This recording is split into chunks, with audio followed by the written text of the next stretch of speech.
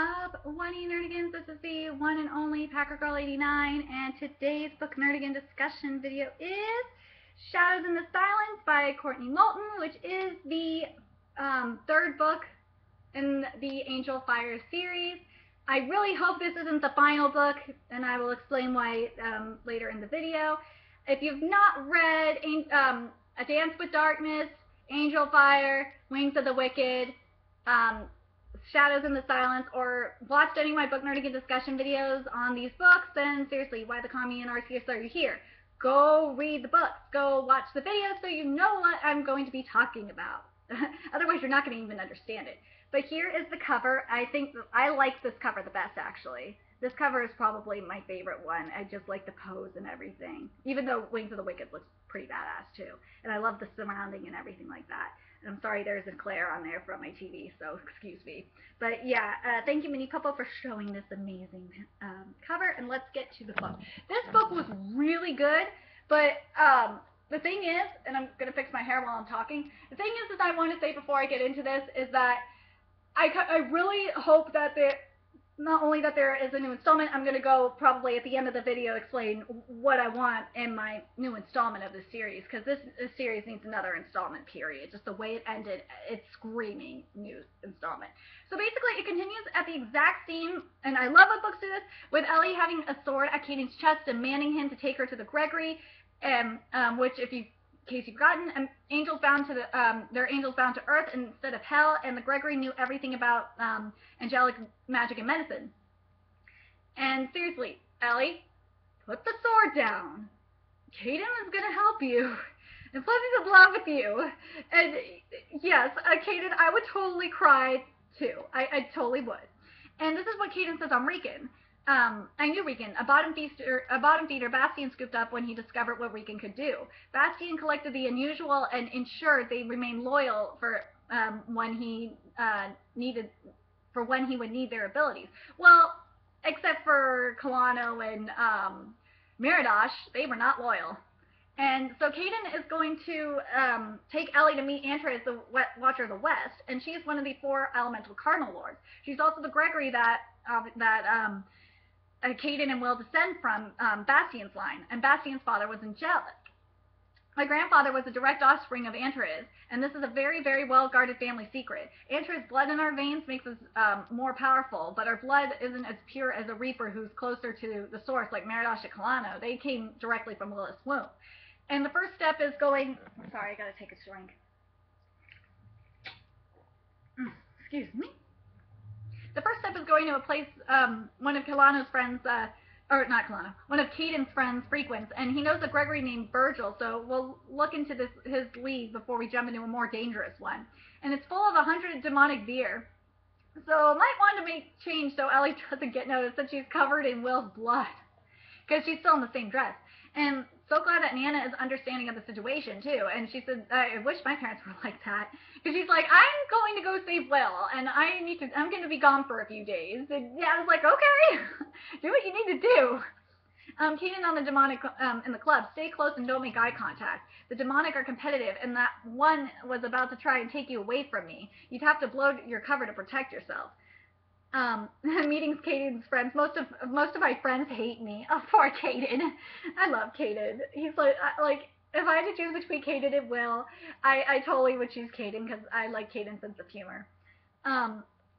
So we meet Ronan, Caden's friend, and get a little more insight on him and why he hates him. He says, "You took Amelia from me. It's your fault she's dead.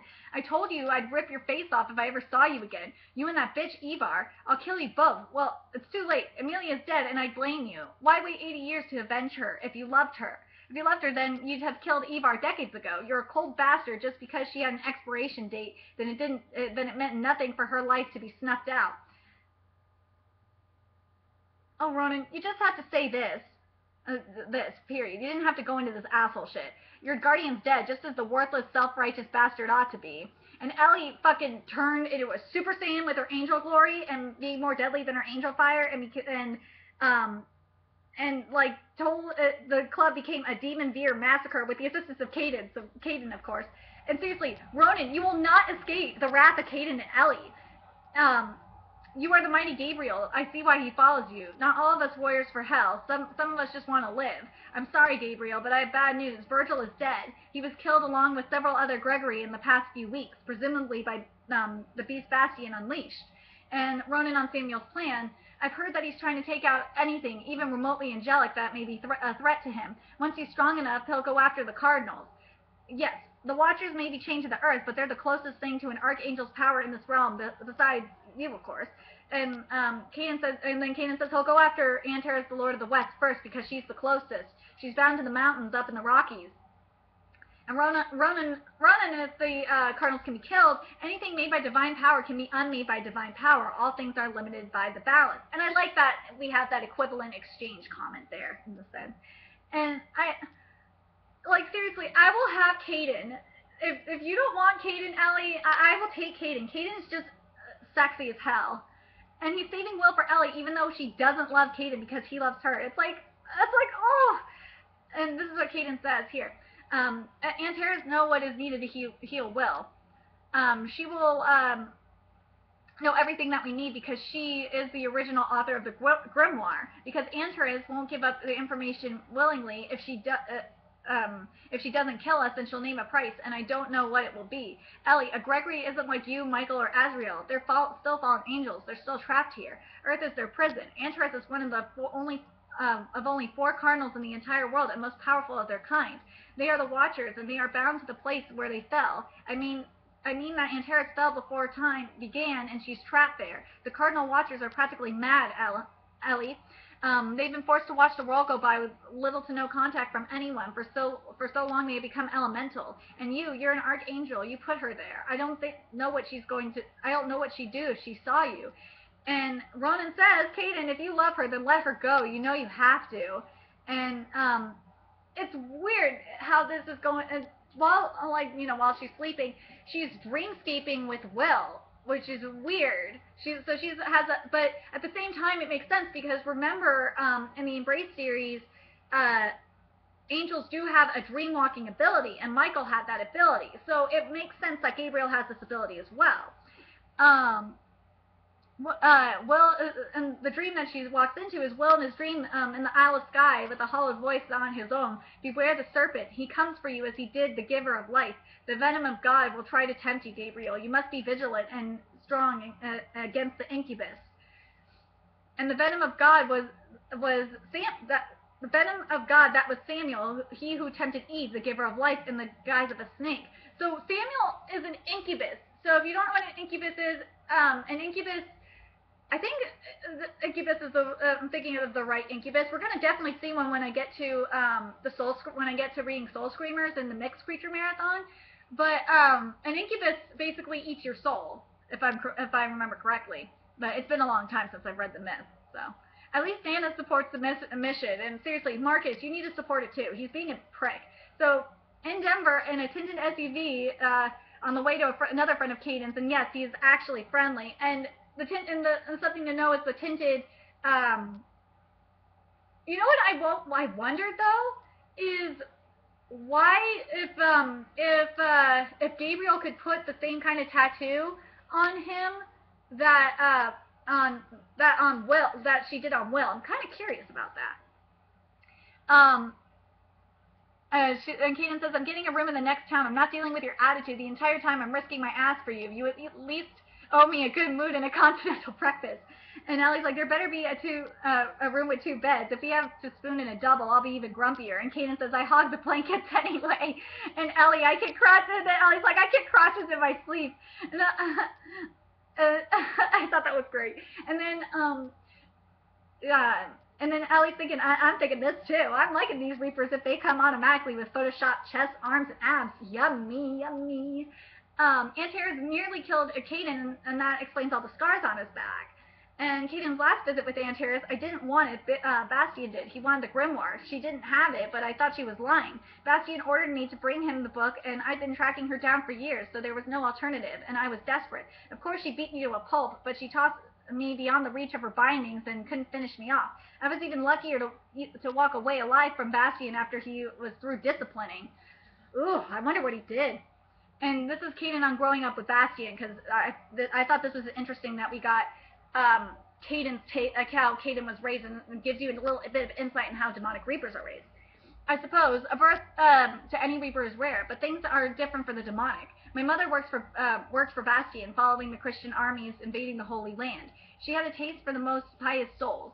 It was easy for her. She was good at hunting humans and fighting the angelic. When I was born, she went right back to it, and I was handed off to others to be raised, as most demonic children are. Bastian believed that his fatherly duty stopped at teaching me what he deemed me important life lessons. He taught me how to fight, how to kill, and how to use what power he gave me through his blood. He was cruel, but if he hadn't been, then I'd have died in battle a long time ago. But then again, look at Will. And Caden's mother is, her name is Isolda. I only saw her a few times. She wasn't interested in caring for me, and I knew she died. In battle, of course. Bastian never mourned for her. I remember she had hair like mine, but more silver. Eyes like chilled amethyst. I think I look a little more like my father, except for my hair. And Will looks a little bit like Bastian, too. It's the sharpness of his eyes that give the lineage away. Eyes that see straight to the pit of your soul. And this is more Caden than Bastian. It isn't naive to hope one can change, but for Bastian, it was all he ever knew. He knew he had a purpose on Earth, as do the rest of our kind. That we are at war with the angelic, and that we are on the eve of an even greater war, one that could destroy the races of both Earth and Heaven. He grew up learning that the humans and angels and angelic reapers are his oppressors, and this war proved to him what he's been taught. My life's been taken the same path, but my heart isn't as cold as Bastian was. He couldn't see beyond the hate he was conditioned to feel. Perhaps we will never know if the demonic are born evil or angelic born good. And that's a good point, because if you think about it, Caden is in that gray area of where he was born demonic, but he's more of an angelic reaper if you think about it, just the way his behavior. And I like how Caden talks about this, too, especially with Bastian being inherently evil. And I don't know if he was inherently evil. He was a reasonable and logical man, though his reasoning took a darker turn. He lived over 1,000 years in the world of demonic reapers. They were his people, his kind, our kind, and he wanted to help us. To him, to many of us, the demonic aren't evil. The fallen in hell are monsters. We are just another group with different views from the angels and their angelic reapers. I grew up believing that the angelic were our oppressors, that there really was a place for us in a peaceful afterlife, that we could go to heaven if humans weren't standing in our way. Now, though, I realize what is truth, that all reapers are an accident, playthings of the divine that were never meant to be. Reapers are pawns in a proxy war. I've always doubted what the others believed, ever since I learned that Antra's blood runs through my veins. Not a whole lot dilutes her power mixing with my lines, and that's what makes us so much stronger than other reapers. We are so close to the pure source, to pure divine power. And Caden is over 800 years old. And Caden, on his life and other things, I'm trying to change. I know all that I've done wrong, the things I've let others do because I was too much of a coward to stop them. I need redemption, and I know you can give me that. You're an archangel, and I can feel your goodness in you so strongly. I felt it in you even before I knew what you were. The night we met, I was the only one in that crowd. It was only you in that crowd for me. I walked into that party, knowing you were there somewhere, but I could only sense you a mile away. I had to know you. I was sure that if I could save you, then you could save me. God knows I need it. And I'm like, Caden, I want his ass. I want Caden so bad. He says, you make me feel strong, like I could get out of this hell I was born into. I love you I love the way you make me feel. I love you, Ellie. I know you don't think it's real, but it is. Nothing fake can feel this powerful and this invincible. And I have to correct you there. Yeah, a fake orgasm can do that. When a girl gives you a fake orgasm, it makes you feel very powerful. I'm aware of the effect you have on all reapers, but I don't feel what the other demonic do. None of them feel the way I feel about you. I know what this is because I felt it only once before, and I won't let things happen the way they did the last time. And then Caden kisses Ellie, and he got rewarded with a bitch slap, and I would have kept going, but I understand Allie's reasoning, and yes, Caden feels like an asshole. I know, I would have kept going with Caden, because, like, Caden, I could only imagine how amazing kissing Caden would be. And so, in another dreamscaping session involving horses with Will, he says, you feel and smell like sunlight, God's grace. I remember this very dawn in this very meadow among the white horses, because in this very moment I realized I was in love with you. It's like, oh. And Will does know that he's dying, and he doesn't want to die because it would make Ellie sad. And plus, he says, I can't die yet. When I wake up, I've got a few things to take care of. I want this war to end, and if my mother's alive, I want to find her. Then I'm coming back here. And in the basically the meadow and the dreamscape, he means. And then we meet Caden's human friends in the mountains, which are Judah and Grace, who know Caden is a Reaper, and they allowed him to stay at their place just after being injured by Antares. They found him in the woods to heal. Oh, and he told them everything, including Ellie. And the horses are used to Caden. So unlike Will, where the horses were scared of Caden, the horses love Caden. So he's the only demonic Reaper that can be around the horses. But they do sense two other demonic Reapers sent by Meridosh that are trying to kill Antares. So when they sense that, you can tell when a horse senses a Reaper, they're distressed. And Caden was smart to keep his Reaper alive for questioning. The female demonic Reaper confirms that others are seeking to kill other Gregory, and she says, we will purge the world of all divine things. And then we find out, then they're camping, and we find out more about Amelia. So here's what Caden says. I met her in 1928 at a party in Los Angeles. She had been seeing Ronan for a while and knew what he was. The relationship was so interesting to me. I'd never known a demonic Reaper show any affection towards a human. It was obvious he was crazy about her, and the more the three of us went to social things together, the more Amelia and I became friends. Ronan made mistakes, though. He had a temper and a sharp tongue, as you noticed when you met him. I'd seen Amelia cry more times than I could count. And when they split for good, she and I remained friends, and I fell for her hard. I was stupid for a blink of an eye. I should have known better. I was in deep, working for Bastian. I had to keep her a secret, which I did for almost a year. I knew that if he found out I'd been seeing a human girl, he'd have me flayed alive just to heal his own pride. Then the other demonic would eat her. They'd have taken her soul without a doubt. They'd have taken her soul without a doubt. I should have walked away, but I didn't. Ivar was the one who found me out. We'd had our fun together, but she was a maniac. There are crazy girls, and there are crazy girls. I never got involved with her beyond anything physical, but she was as jealous as she was insane. You saw her. Yeah, Ivar reminds me of a female if an exile chose to be a female, that's what Ivar would be. And how Amelia was killed. So Ivar followed Amelia after I left her one night, and she killed her. I doubled back, but it was too late. I'd left her defenseless, and Ivar hunted her down like a defenseless rabbit. Before Ivar could take Amelia's soul, I fought her, and I beat her to hell, but I couldn't kill her. I couldn't do it, and I shouldn't have. Every day since I've regretted. I just stared at her on the ground, and then I took Amelia and left Ivar. I was stupid and a coward, and I just should have left her there. And I was stupid and a coward and just left her there alive. And Caden on his feelings. I mean about the way he made me feel. How quickly what I felt reminded me of what I have when I had Amelia. The night Ivar attacked you, it was like a flashback from hell. At least I finally had the courage to avenge Amelia. By killing Ivar, I'd broken myself from Bastian completely, my allegiance to him, and then I killed him too. How sad is that? By dealing death, I gained freedom. Hell, sacrifices had to be made for our own freedom too. Think about that. Think about the Revolutionary War. Think about the Civil War. Think about what the Israelis are doing, fighting their wars. They're fighting for their freedom. And something that's interesting is that Caden can travel when the weather is overcast during the day, because usually demonic Reapers can't travel during the day because otherwise they smoke from the sun. And the power of the cardinal magic, here we go. So they got to the mountains, and the farther we climbed to the mountain, because Caden's like, you're not going to need your coat, trust me.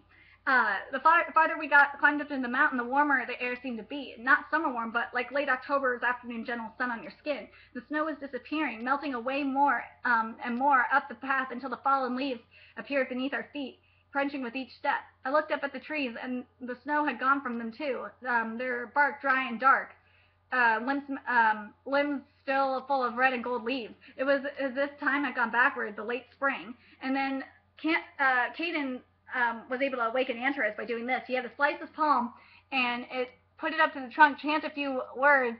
So Antares is a tree, and I would have a staring contest with Antares, but I think that might be racist. But I could put a log on my head and say I'm a tree, but I think she'd kill me. So Antares, with an ancient accent of a language that long since dead to Caden, ados provocarme, non loquar nomen menum, you swine vermis, insect of the earth, and rot. I am the Lord Gregory of the West. You dishonor me by being in my forest, and be gone. And then Antares to Ellie, I know of demonic venom very well. Whoever poisoned your Reaper Guardian wanted you both to suffer long. This is a cruel death. I can help him, but I will not. I do not see any benefit on it. And this is Antares on her Watcher duties, and it makes you wonder if the other Watchers, because we don't see the other Watchers, so we don't know if they're dead or if they're still bound and watching, and see if they have the same kind of feeling.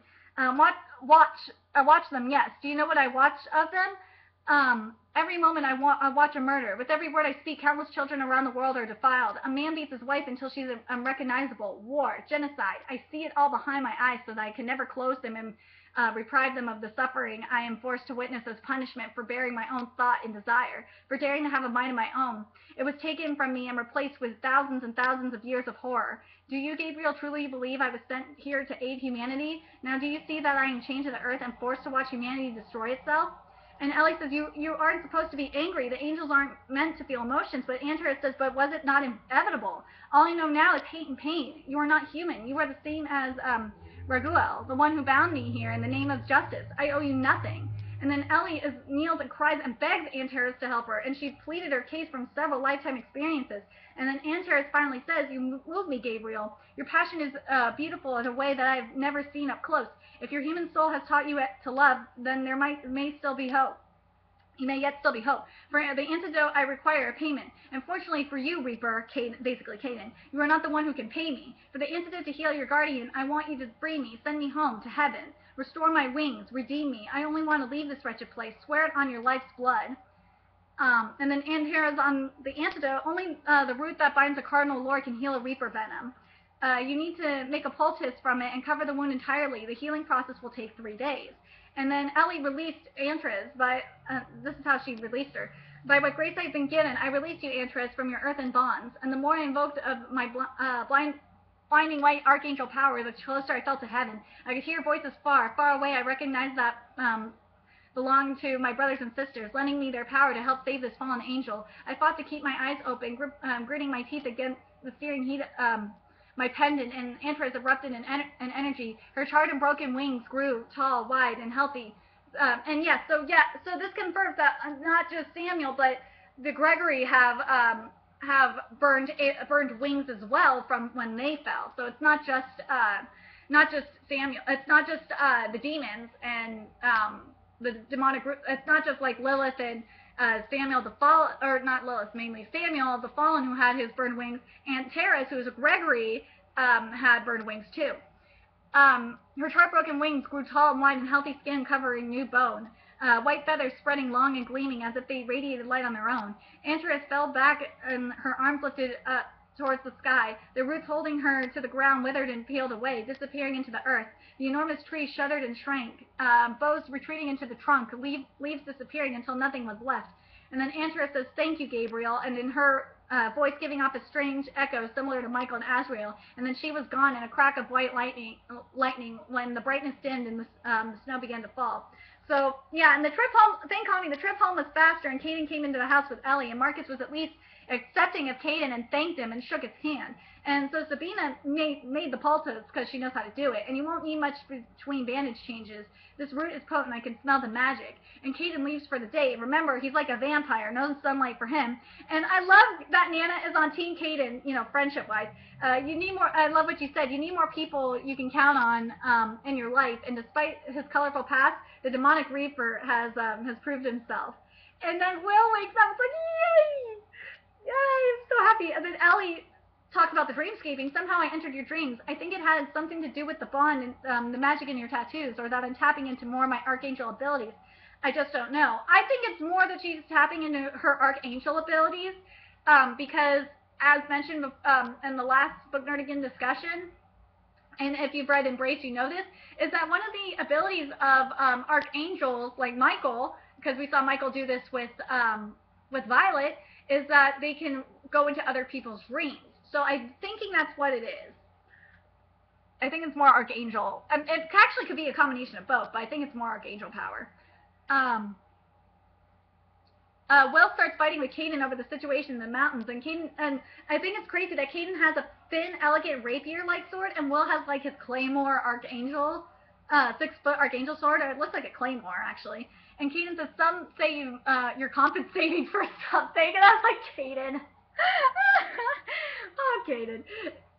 And of course the Archangel Sword wins right then and there, and Ellie broke the news before Caden got killed. He's your brother. Well, he's Bastian's son too, and he saved your life. You'd be dead if it weren't for him. He's the one who took me to Antares, and I couldn't have saved you without him. And Will said, "For centuries I've watched you with everyone but me. Not him, Ellie. Not after what he did to me, to you. I could have protected you the night Ragnar killed you, but Caden and Ivar stopped me. Instead of killing me, they kept me alive so that I would see you dead. The kind of malice can't be forgiven, and every time I see his face, I see what was left of you when Ragnar was finished. And see, Will, you should be ashamed since your brother saved your ass, and you just got you just beat the hell out of him. And at least he got it out of his system, and now everyone can focus on the real goal, and I'm still on Team Caden. I'm sorry, I'm still on Team Caden." So, after they graduate, they have this graffiti party, and at Josie's place, and Meridosh and the Demonic Reapers crashed the graffiti party, and a Demonic Reaper killed Landon, which was really sad. And Caden, come in, seriously, Ellie's orders. I think Zastor, Caden finally comes in, and Ellie's orders. I think Zastor is helping Meridosh run the show. Find and stop him.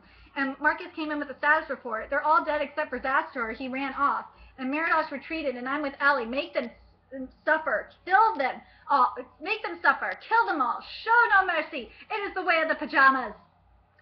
And Caden explains there's a chain of command in the ranks. This guy obviously isn't a grunt, and there's a good chance he is privy to crucial information. He may even have artifacts that will help us. Zastor might even have a copy of Antoine's grimoire that you're after. And Sabina knows who Zastor is, as well as his hideout, a dilapidated textile factory. So Ellie remembers that this is the same factory that Ragnar killed her in the most recent previous life. And yeah, this coward is pinned to the wall with one of, they get there, and it pins Zastor to the wall. And the bastards, the other demonic reapers, they killed Sabina. I was like, no, not Sabina.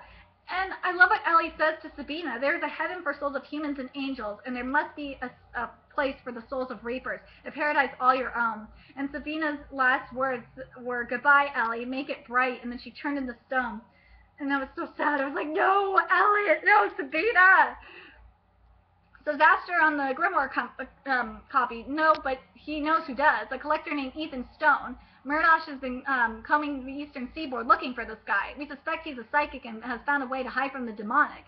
And then Ellie executed the bastard. And Will got freaked out because Ellie's irises turned white again. And Kate saw Marcus fly out of the grim with his wings. And, well, cat's out of the bag. Time to explain everything to Kate.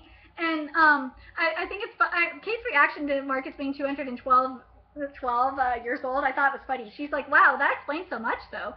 You've had a lot of time to gain experience. I wondered how you were so good at and Marcus had that big old grin on his face. It was funny.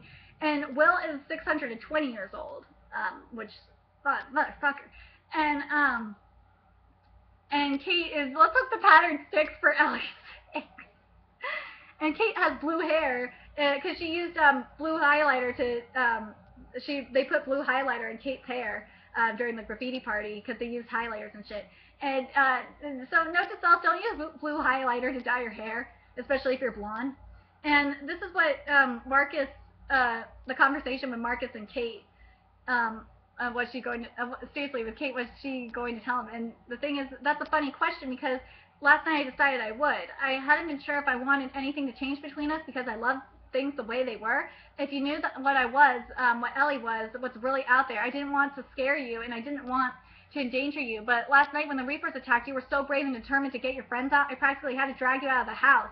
I watched you drive away and I couldn't help thinking what a hell of a Reaper you'd have made. Better yet, you're a hell of a girl, but you don't need my kind of strength. A simple look cripples me. I'm at your mercy. Oh, Marcus! And Marcus said, then he says, you have to decide if I'm worth it. You could walk away from me today and be honest. You probably should, but you have to hear me out first. For what it's worth, I don't want you to go. I love you, Kate, and I need you in my life. Oh! And then Kate says, because I can't remember the last time I had as much fun as I do when I'm with you. You're my match. You're hilarious and strong-minded and beautiful. And this is why Marcus loves Kate. You're hilarious and strong-minded and beautiful. You're human and supposed to be so fragile, but you're not. You're made of stone. And when I'm with you, you help me feel stronger. I can forget what I am, this instrument of destruction and warfare, existing only to kill and die. I can be a person. And God, I don't want to let that go. I can't let go of you. And yes, Kate is crying and accepts, and then the kiss happens. It's like, oh.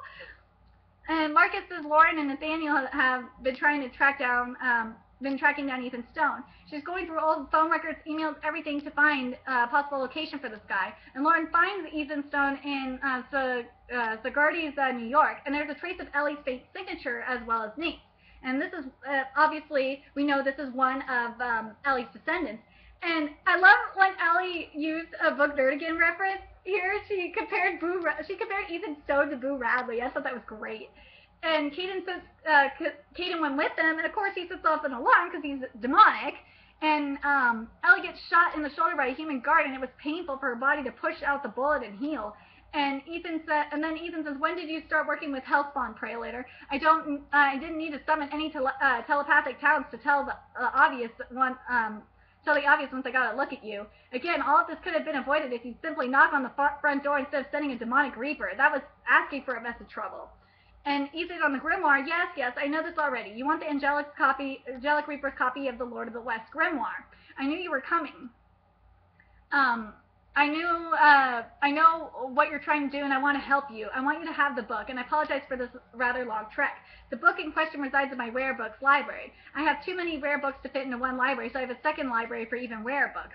And this one is smaller than a normal library. For example, it doesn't have its own wing. And wow, apparently demonic reaper antlers were rare and expensive.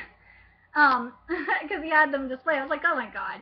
So once they get the grimoire, and Will threatens to kill him, but Ellie stops him. As they leave, Ethan says, "You want to take a closer look at the Ars Goetia, Gabriel. The Ars Goetia stone, you smartass. The Ars Goetia is the first book of the Legamenta, also known as the Key of Solomon. The version Nathaniel wrote here is the original Middle Latin text naming and describing 72 demons that can be invoked, but also included the English version published in 1904 by the occultist Aleister Crowley for reference. And I know what Stone was getting at when he recommended I pay close attention to this section. Crowley believed that the Ring of Solomon, also called the Pentalpha, was real, and this ring is said to be able to summon and control the fallen bound to hell. And Ellie says the Pentalpha does exist because I'm the one who made it and gave it to King Solomon. He was a psychic who engineered one of the earliest Reaper hunting groups because I created it. I have complete control over it. Instead of summoning a demon, I can make it summon an angel. I will evoke Azrael. And, okay, I'm still good. Alright, Meridosh comes with a dozen Reapers to ambush Will and Ellie, and no wonder he's cocky. He's so cocky. This fight is nothing compared to the 10,000 demonic reapers we have gathered. I will take the grimoire and feed your soul to Samuel. Oops. To Samuel. How many more of your friends will I enjoy killing? After I'm done with you, your guardian's next, and then I will hunt down the last of your pathetic little flock of angelic reapers before I feast on your little blonde human friend and your seer grandmother. Yes, Prelator, don't think that I haven't been keeping my eye on you. And he killed an officer because police were coming around, and he killed an officer because he didn't want me to. And then Ellie turned into Super Saiyan 2 level of Archangel Glory to get Meridosh to let go of her throat, and Will beheaded Meridosh, and he's finally dead. Yes, the bitch is finally dead. And Ellie and Will finally do it, and the writing is, seriously, the writing here is fantastic. And I'm not going to read the whole thing, Book Nerdigans. If you need to go read that, just read this book about, especially when Ellie and Will finally had sex. The writing was really good. It's not as good as, as I would say with Jessica Shervington, but it was pretty good.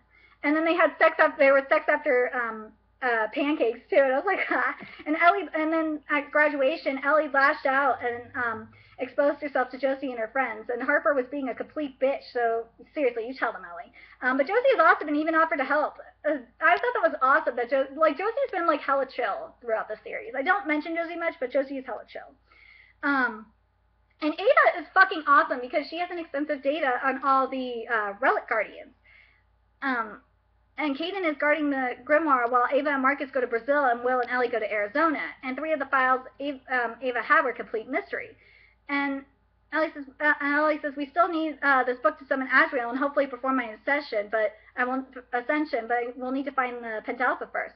And Will apologized to Caden before he left. It was like, oh, yay! Okay, so they're at Arizona, and they meet Icarus, who has the ability to control metal and electrical devices, and he's living in a booby-trapped bomb shelter, which I think is pretty smart. And Icarus is the guardian of an idol we don't need, and this is the idol of Pazuzu, capable of summoning the demon of that name. I've been protecting it for over 200 years. And Icarus on Belgium, it's a very well-kept secret among the Guardians that there is a supremely powerful relic hidden in Belgium, protected by the same Guardian for nearly 600 years. No one knows the Guardian's name. That's how well hidden he is. And Icarus is, like, I love that Icarus is proud to be weird and apparently a fantastic cook, too. And Gabriel persuades Michael to keep Will alive as her guardian because Michael visited Arizona and he was going to kill Will, but Gabriel's like, no, or Ellie's like, nope, it's not happening. And then Michael and then this is what Michael says: but my orders are to remain in heaven and protect our world. It is your duty to protect Earth. I'm sorry, Gabriel. We cannot disobey orders. That includes me. And the glaive belongs to Azrael. And no body can withstand that much energy. This is a mere glimpse of an angel's glory will burn the eyes from a normal human socket. You have enough divine power in you to handle angelic glory for short periods of time, but trapped all of your true strength inside this mortal body will kill you. Death may not happen instantly, but it will be inevitable. You are unstable enough as it is already, with your human emotions directly conflict with your angelic power. You must have felt this happening before when you summoned your full strength, which you did. And Ellie is basically a ticking time bomb, and you would live until you use that power, and you would need it to kill all the fallen, aka Samuel and Lilith. Or that's what we know of who the fallen are so far. Like, I don't know if there's more fallen or what. We don't know if there's more fallen around or not. There probably is, because you still have Lucifer and shit. And will Ellie be reincarnated? That cannot be guaranteed. If you died as an archangel on Earth instead of the human you are now, you will likely not be reincarnated. If I had more information, I would tell you what I know, but what you ask has never been done before. And intuitive Ava makes for like an awkward turtle moment, except when she says she doesn't want Ellie to die either. It's like, oh. And they head to Belgium, and I love that Ellie's like, she's like, we're getting waffles. We're in Belgium. I want real motherfucking waffles. So hashtag Team Waffles in the Liege, aka this is Will and Caden. And Ava on why she chose not to become a guardian, even though she knows so much about them. I don't like hiding. I've spent too much time by myself in the dark. Being out in the field on the front lines is more like it. And then we meet Berengar here, who's one of the guardians. Relic Guardians. I know who you are, and I know who he is. Your last guardian was not so tall. A long time ago, I've sensed your presence since your arrival in the city. I won't be able to help you. I possess Raziel's book. It contains all the secrets of God. Like, I would love to see Raziel's book. I'm curious if Berengar has ever even read the secrets of God. I'm curious. And if the Book of Raziel is what it says it is, then that means it's similar. Wait, what is it? What was I thinking? Oh, I was thinking Mortal Instruments. That's what it was. And then Berengar says on the Pentalpha, I hear a few rumors about it in Scardian. The Pentalpha never stays in the same location for a very long time. A few years at most. I spoke to an angelic reaper some time ago who told me that she knew the Pentalpha Guardian and believed that it had been moved to Belgium. Whether it is still there or not, I do not know, but you can ask her. The person's name is Yvolette, lives across the river in Brazil. If it pleases you, I will ask her to come to Liege. Yvolette says you'll want to go to Alf was to Brussels, the relic guardian is there. And off to Castile von Messen, the devil of Castile von Messen, black wings and glowing eyes. And then we find out that the relic guardian is none other than Madeline. And what Madeline said is, I couldn't let anyone know that I'd become the guardian of this relic, even you. I loved you so much, and it broke my heart to leave, but I couldn't refuse Michael. When the relic's previous guardian died, he chose me for a reason. He placed something important into the most capable hands he can find. You of all people would understand. I'm so sorry, sweetheart. I never meant to cause you pain. I only wanted to protect you in case our enemies learned that I was the Pentalpha guardian. And I feared that if you knew anything, they would harm you to get to me. And then Madeline on Bastian, seriously, boy, I can relate on this. Some things that are supposed to be wrong don't feel that way. He showed me more than once that he wasn't heartless, as you saw in A Dance with Darkness. I'd hoped he would turn his back on hell for me, but the pull was too strong. He wasn't always. He told me his grandmother was Antares. The angelic blood in his veins made him different, created a light in his soul. But after a while, he just stopped feeling and welcomed only his dominant demonic side. He once told me that a flower is that forever is a long time to keep fighting. I hadn't realized until it was too late that he meant fighting himself. I wish I knew how to explain to you what the goodness inside him was like, and how he revealed it to me. And so later at the Best Western, Madeline left Will at 15. That's when she left to become a guardian, was at 15. And Samuel invades Ellie's dreams and explains why he hates humans, because they are alive, which is weird. You would think that's weird, but life forms are impure. We angels are older than life itself, the first beings made from nothingness and given absolute power. We have no limits, but here you are consorting with these hybrid mongrel reapers. I can smell him on you. I can't articulate how disappointed I am in you. Come back to us, sister. You can still reclaim your grace, and I won't kill you. Heaven will fall and Lucifer will rise. Michael, Raphael, all of our brothers and sisters will die, but it is necessary for the purification. They are too loyal to God and his creations to be swayed. Gabriel, my sister, help me cleanse the universe of the poisoning life and restore the dominion of angels. And we figured out that Ellie's grace, I told you the necklace was important. Ellie's grace is in her necklace. And Madeline figured, and yeah, Madeline and I, we both knew that, we all knew that Kaden was going to be the one to kill Bastian. And on summoning, this is what happens when they summon Azrael. Ellie says, I am the messenger Gabriel, she who is set over all powers. I evoke the Azrael, the destroyer, Lord of the shepherds of the dead.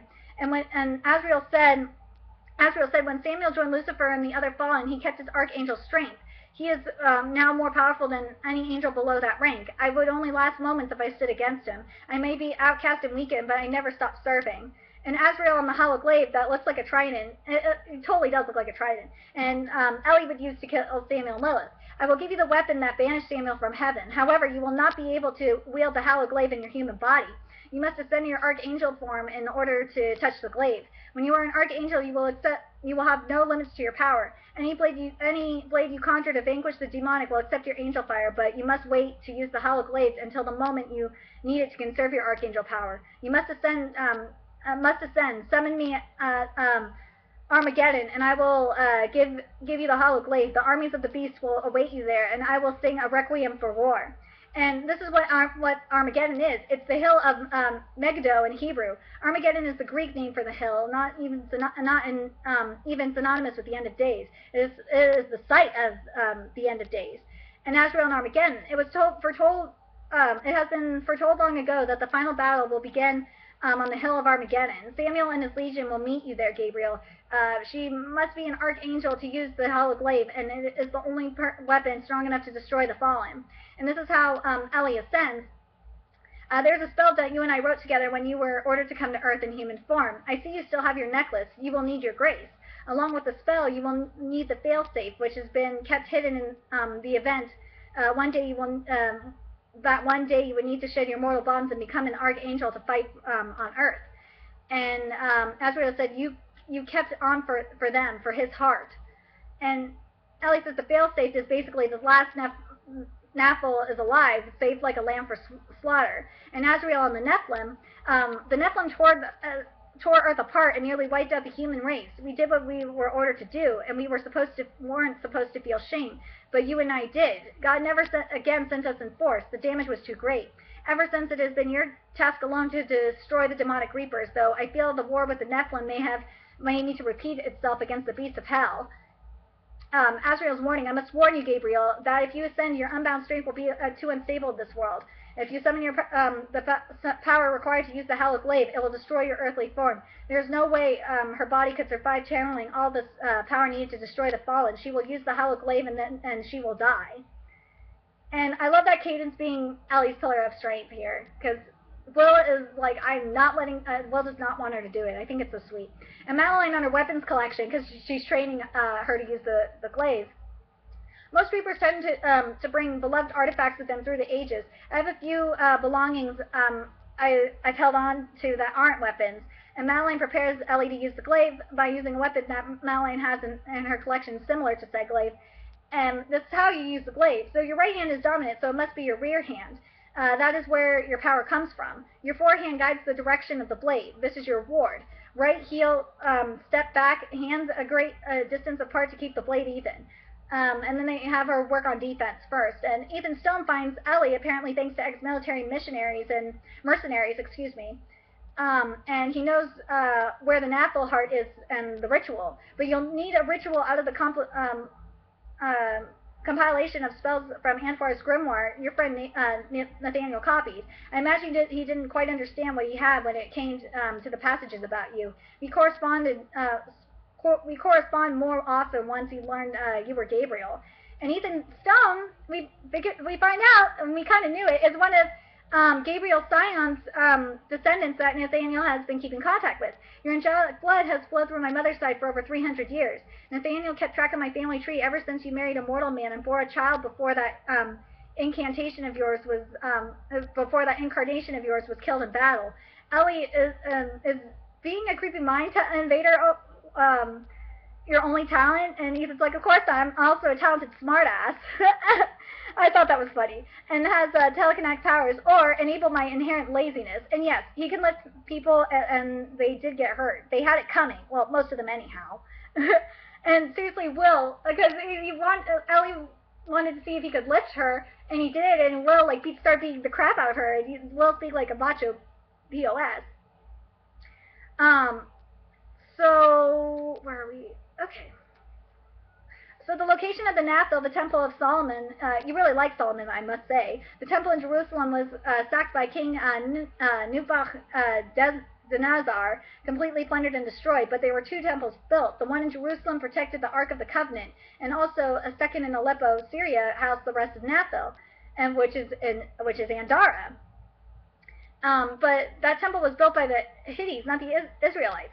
And Will says parts of it, yes. The twin temples are nearly identical if you looked at the excavated ruins of Andara and the descriptions of Solomon's Temple of Zion in the Hebrew Bible. The Hittites in the area of Andara believed the Nathal was one of their more destructive gods, a storm god called Adu. They worshipped him, built gigantic basalt lions and sphinxes around the cherubim reliefs, and carved enormous footprints into the earth, leading toward the sanctum, which is the inner holy room of the temple. So Ava, Marcus, Madeline, and Caden are going to rally up the troops while they help Ellie ascend. And even on how they're getting to Andara, the surface of Andara has been reduced to rubble. There's no access to the underground channels here. We'll be going through a different door, and Andara's underground system connects with the temple of the storm god Adu in the citadel center of Aleppo. The temple is 5,000 years old, older than the Ottoman palaces and fortifications constructed by Ghazi after the Crusades, the Byzantine churches, the colonnades built during Alexander the Great's conquest. It's older than everything built on top of it. The passageway beneath runs for miles and miles. And Aleppo is a city of gold, well, gold and limestone, that is. And then we have Dr. Massey, Rebecca Massey, takes them through. And I think I'll stop here. Maybe. Oh, no, I can still go. Okay. So the passages opened up into a hidden locations all over the Citadel. I found 4 that led out into the city, but this one travels the farthest so far. One of my explorations, I made the discovery of a lifetime, an ancient underground city between Andara and Aleppo, much like Derinkuyu, north here of Cappadocia, now modern Turkey, which was once the homeland of the Hittite civilization. The Hittites, I think that name is still funny, by the way, seem to have taken a pre-existing city built by an unknown civilization and made it their home. I believe they have done the same with the city that I'm taking you to today. I'm itching to reveal the city, but not until I know what's beyond that door of the sanctum. That's why I rang Ethan. And the door is an enormous one, 20 feet high, and made of solid basalt, and there are engravings in a language I've never seen before, and reliefs of creatures I believed at first were Cherubium, but upon closer inspection were creatures I haven't seen in any Mesopotamian structure or anywhere else in the world. The written language cut into the stone is far more complex than any language within thousands of years of dating. It's almost alien, and what Ethan says is the language is the Anashi, the angelic language. And Ethan's like, again, I like knowing things. And they got attacked by a Reaper in the tunnel who was quickly killed. And Ethan says the Nashian along the edge of this door describe the angels' victories over the Nephilim, and says this barrier shall yield only to the flesh and blood of the left hand. It means your human form. The vessel of flesh and blood is meant to open this door. I believe I was able to open it because the mortal blood flows through my veins. We share genetic material. And a passphrase must be spoken, and then you must offer blood. Nashian didn't work. In any case, we are here for your purpose, not mine. You were always meant to open this door. I tried a handful of languages, but old Hittite was successful. Your passphrase will be different from mine. They thought the angels were gods, and you should regard yourself as such. I would guess that you would need only to tell the door who you are and prove it with blood.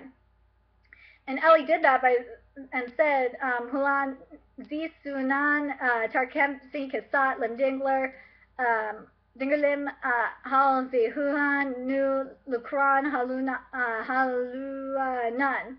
And they see the Napple, and he's 16 feet in height and chained with heavy iron chains across his wrists, ankles, and neck. He had broken yellow teeth, black at the gums, angelic spells to keep his strength bound, carved into his wounds. If they healed it, the spell would be undone. So they carved an additional spell into his skin to prevent his wounds from healing. And you feel so bad for this Nephilim, and and Ellie's crying, and Napple says, "Do not weep." The Napple said, "Do not weep for me, Gabriel. I am but a casualty of war. You look different, very different, but I would recognize your face anywhere, even when it's not streaked with blood. I've been waiting to die for thousands of years. There is no need to lie. Angels do not feel regret. You are a paradox, small Gabriel. You are not what you are, and you wish to lose what you have that makes you what you're not. You are human, you are angel, you are neither now. Your humanity glows." And he also says, "I cannot deny the crimes of my kind. My own hands are permanently stained by innocent blood, but we never wanted to destroy anything. We only wanted more. Kill to save many lives, Gabriel. Begin with me. Give me an honorable death. Do not be sorry for this. This is mercy. I do not want to live like this anymore. Whatever fate greets my soul after death must be better than the weight of old iron chains." And she takes his heart, and the heart is like the size of a basketball. And then Rebecca on another way out, Rikiyu had a ventilation shaft that was also used as a well, and most ventilation shafts are too tight for any of us to fit through, but one through which water is drawn through should be wide enough. We may be able to use it to escape. And I love Ethan. Ethan's like, "You wish you were Spider-Man, but did you ever think you could possibly use your telekinetic powers?" Seriously, I didn't understand. Why didn't Ethan could lift Ellie with his telekinetic powers. Why the fuck couldn't he just lift everybody up? It didn't make sense. Seriously, then you wouldn't need that radioactive spider to bite you so you could scale the wall. And according to Ethan, the ascension has to be performed on hollow ground, and he thought of everything. He had a satellite sheep, his satellite phone, and he was fighting from the sheep. It's like, seriously, take that, evil sheep. So prior to arriving to Jerusalem, where it's going to take place, Ellie says, "I believe there is a chance that I will be myself and I'm an archangel again, and I will survive using that hallowed glaive." And Ethan, so Santa Anne's church, that's where we're heading because I paid a groundskeeper to leave a gate unlocked. Also, it's 9 centuries old and supposedly the basilica sits upon the birthplace of the Virgin Mary. Also, the acoustics are incredible. I've been dying to play AC/DC in there for years. Okay, Ethan is officially cool. I love that shit. So, before they do anything, they have to go shopping for the Ascension and meet at St. Anne's, and don't show up until after 10 or 11. Everyone in the Old City will be down at the Festival of Light, so we shouldn't be bothered. So, like, when they're in the cathedral, Ethan blasts AC/DC Highway to Hell. And he's like, oh, bloody hell, that was inappropriate, sorry. And then he blasted Thunderstruck at St. Anne's. And he's like, classy, always classy. I would have been walking out and singing Not Laughing Like Will. That would have been so much fun. So once the oils and incense were spread out correctly, they lit the apple heart on fire in a bowl, and Ethan began to chant the angelic spell and told Ellie to break her necklace to free her grace. And when her eyes became solid gold, Ellie officially became Gabriel. And, how much do I have left? Fuck it. Gabriel was initially like the other emotionless angels, and I felt so bad for Will because she didn't recognize Will. And Gabriel and Will met with Caden and his ally Ronan. Yay! Ronan is there! And Ethan leaves because he will not be joining the battle, and Caden gives a status report. I have 100 or so recruited under my command. I've led in battle before, and I'm willing to take more. And Caden on Ava and Marcus, they have several thousand soldiers, perhaps enough to fill a legion, who will arrive tomorrow at dusk on the hill. All Reapers have been anticipating this battle. They've been ready. And Ronan says Samuel knows we're in Jerusalem. The Battle of Armageddon has been long foretold. He will have his spies watching the hill. And Caden on Samuel's number is 10,000, likely more. We're still at number 2 to 1, even with an archangel on our side. And Gabriel says, do not forget how David defeated Goliath, not with skill in warfare or large numbers, but with faith. You must believe that we can win or we cannot win. Have faith in me and in yourself, which I like that speech. And then I love that Will was able to wake up Ellie by kissing her. And Gabriel still has her human memories and her human soul. So theoretically, if she did die, she would be able to be reincarnated. Ava, Marcus, and Madeline return with a legion of angelic reapers, including Berengar, Eviolet, Calix, and Megan, Ava's contact in Brussels, and they came to the hill. And Caden's demonic Reaper forces, including Anders and Adara, as well as the human mercenaries, came to the hill, because Ethan left them. And after coming up with a strategy, Gabriel tries to summon Asriel, but fails, and the battle begins. And Samuel, Samuel, time to come out and play!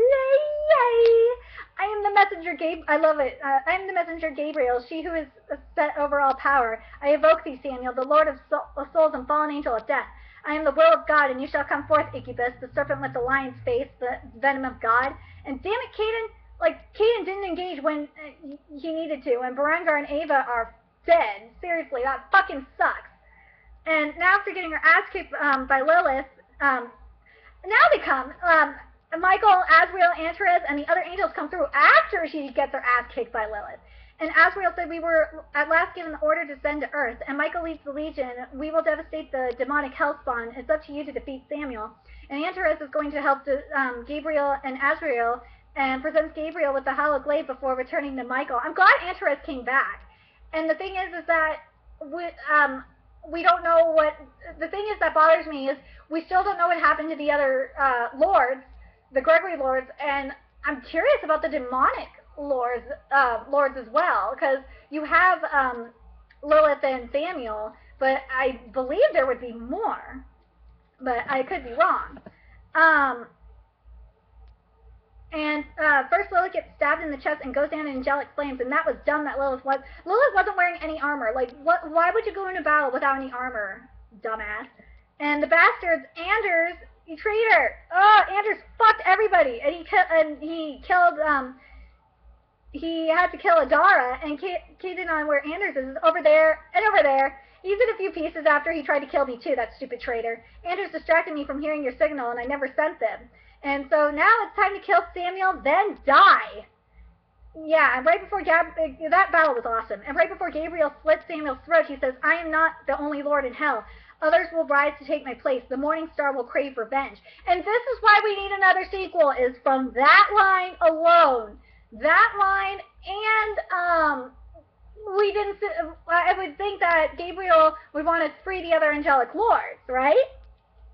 And then Gabriel slits Samuel's throat, and Ronan is dead. I'm sad that Ronan's dead. And as Gabriel's dying, her final words to Will is, "I promise I'll come back to you. I won't forget your face. I'll come back." And Gabriel died in Will's arms. And then we get to the epilogue, which is in Will's point of view, and it's basically them helping Kate, helping Will and Marcus helping Kate move into her dorm in Michigan State.